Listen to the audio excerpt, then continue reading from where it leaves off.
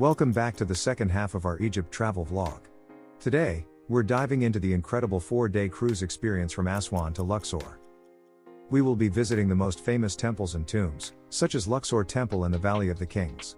Additionally, we have joined some add-on attractions, and you can reference them to determine if it's worth waking up at 4 a.m. to participate.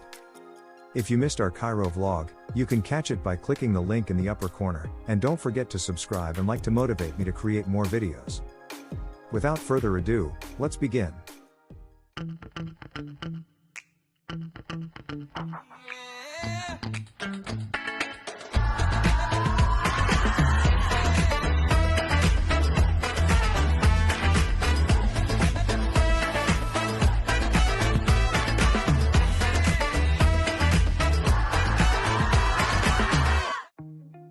To reach Aswan, we first took a domestic flight from Cairo, which lasted approximately 1 hour and 20 minutes. Our package is all-inclusive, covering the flight ticket, transportation, meals, and entry tickets. You can find the details in the description box. We first visited the Aswan High Dam. One of the primary purposes of the dam is flood control. Before its construction, the Nile River would undergo annual floods, resulting in substantial damage to the surrounding regions. As you'll see in the later part of the video, various preventive measures have been implemented near the temples and tombs to safeguard against flooding.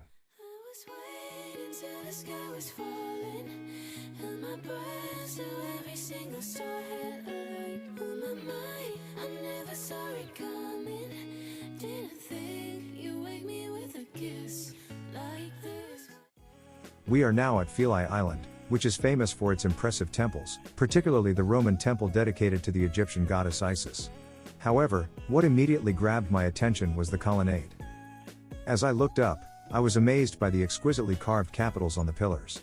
The carvings depicted various plants with intricate detail, where each small element was meticulously crafted. The patterns of petals, arranged in a precise yet delicate manner, left me in awe of the incredible talent and artistry from 2,000 years ago.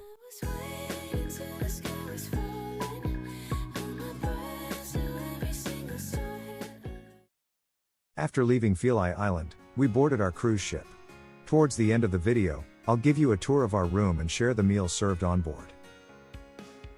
In the evening, we opted for the add-on activity and visited the enchanting Nubian Village.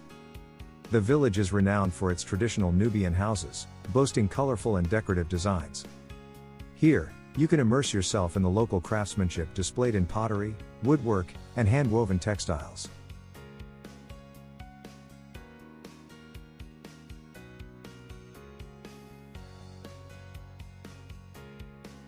However, my personal favorite aspect was the round-trip boat ride.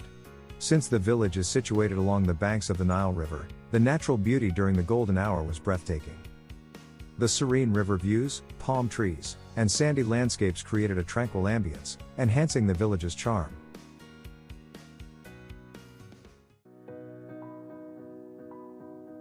The Abu Simbel temples are a pair of massive rock-cut temples located in southern Egypt, near the border with Sudan. That's why we have to wake at 4 o'clock in the morning.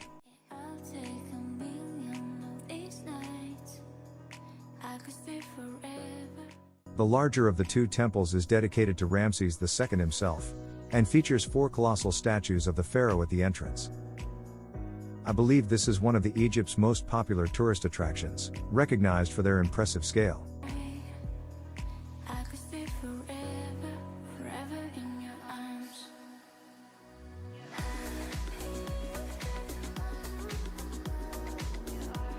In case you don't know, Ramses II had over 200 wives. While the smaller temple next to it is dedicated to his favorite queen, Nefertari.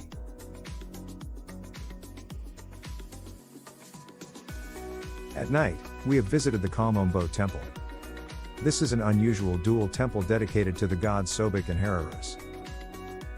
The most striking feature is the twin entranceways and double sets of columns. Some of the color on the columns is still well preserved.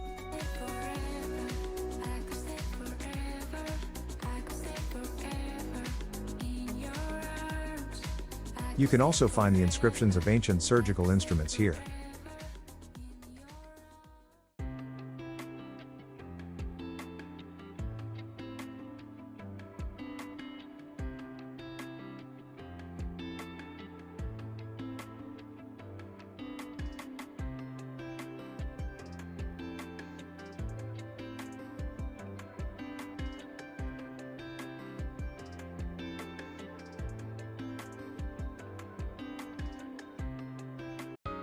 If you decide to visit Luxor, one of Egypt's top tourist destinations, the Karnak temples are a must-see attraction. The Karnak temples are one of the most impressive and awe-inspiring archaeological sites in all of ancient Egypt. Located on the east bank of the Nile River, the temple complex was built and expanded upon by dozens of pharaohs over a period of more than 2,000 years. One of the most awe-inspiring sites at Karnak is the Great Hypostyle Hall, a massive columned hall covering an area of over 5,000 square meters. The hall contains 134 massive columns, some reaching over 20 meters in height, which would have supported a huge stone roof. The columns are decorated with intricate carvings and hieroglyphics. If you are a fan of social media, be sure to reserve plenty of time at the Karnak temples for tons of Instagram-able photos.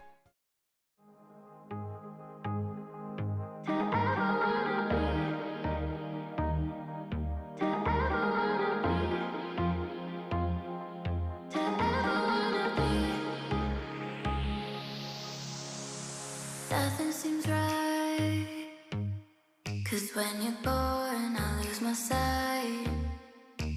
It's harder at night. The curtain's drawn, can't show my eyes. Do you still think of me? I get a feeling you're lost in a dream.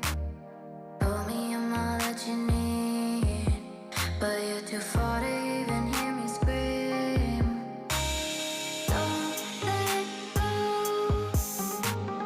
I'm too scared to ever wanna be alone if you're not there. That concludes our tour, and if you are still watching, thank you for your support. Let me quickly show you around the Curies. The ground floor is the reception area with a ballroom.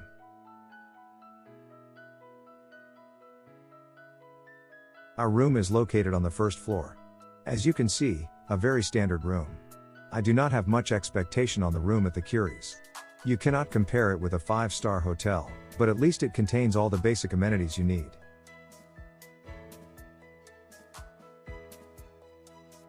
All the meals are included and we're a buffet. I personally think it is acceptable. The good thing is that they will keep changing the menu.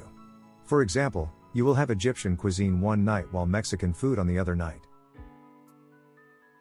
Some of you may wonder, if I don't join all the optional activities, what can I do? Sometimes, doing nothing may be the answer.